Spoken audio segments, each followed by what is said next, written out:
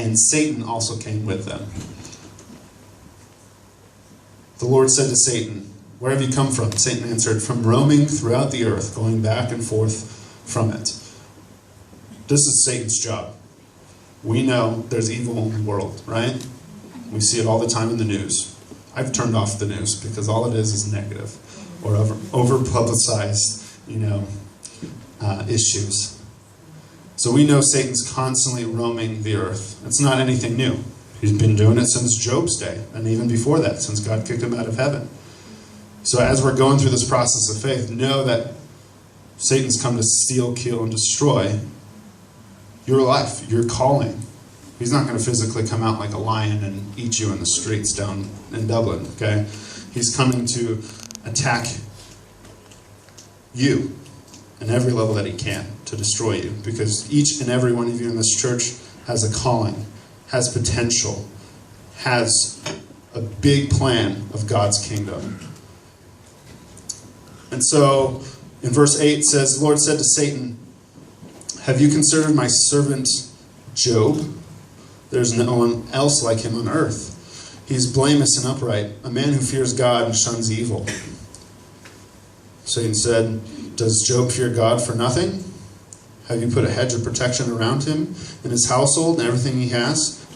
You have blessed the work of his hands so that his flocks and herds spread throughout the land.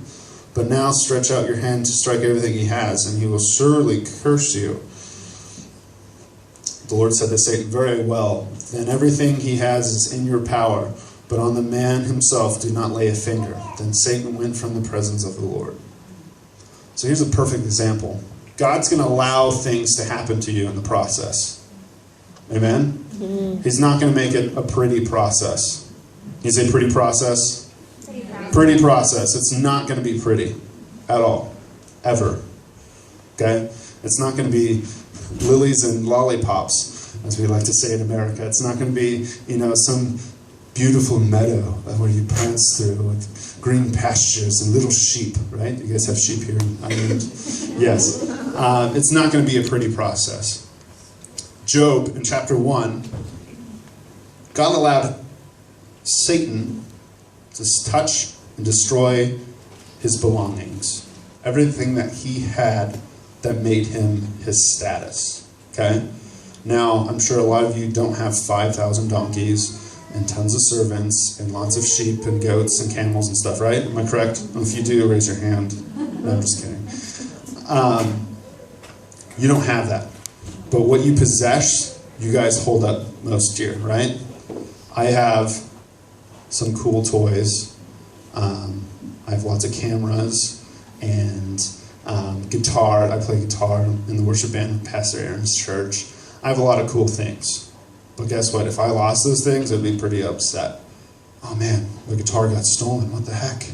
I don't know what happened to it. Someone took it. No, why? Right? You guys have possessions that you like? What's your most favorite thing that you have? Cell phone, mobile. Cell phone? Oh yeah, that's a big one. If your parents took your cell phones away from you, the world is over. Right?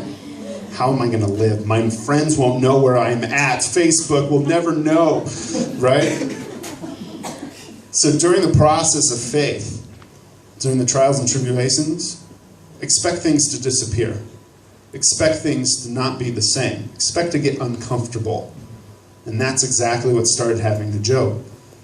Oh man, my wealth is starting to disappear. But guess what Job never did? He never cursed God during that process. That's just one process. Chapter 2, Job chapter 2. Let's turn there. Verse 1.